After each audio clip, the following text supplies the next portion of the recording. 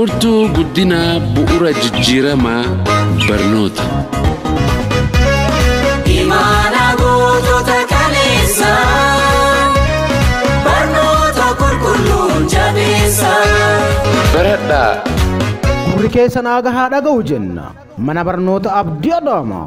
Barsiisota dandeettii gahaa qabanii manni barumsa Abdii Adaamaa barnoota qulqullina qabu dhalootaaf kennuudhaaf yeroo hunda qophiidha. Wanti mana barumsa Abdii Adaamaa adda isa taasisu daa'immaniif bakka guddaa qaba. Dhaloota qaruunis adda dureedha. Tajaajila geejjibaa, tajaajila mana kitaabaa gahaa ta'e qaba.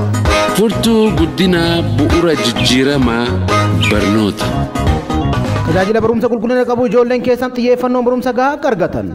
Filannoon keessan mana barumsa Abdii Adaamaa haa ta'u jenna. Manni barnoota Abdii Adaamaa magaalaa Adaamaa keessatti damee isaa hundatti galmeerratti argama. Lakkoofsi 1 ganda gaara Luugoo masgiida Ansar gara bitaa meetira 50 seenee. Lakkoofsi 2 karaa Soodaree deemu ganda Adulaalaa Haxxee Orooretti. Lakkoofsi 3 Arseemaa naannoo 180 jedhamuun beekamutti argama. Haala quubsaa ta'een ijoolleen keessan qaroo dhaloota qubee ta'uuf akka barumsa gahaa argatan. Filannoon keessan mana barumsa Abdii Adaamaa haa ta'u jenna. Abdii Adaamaa.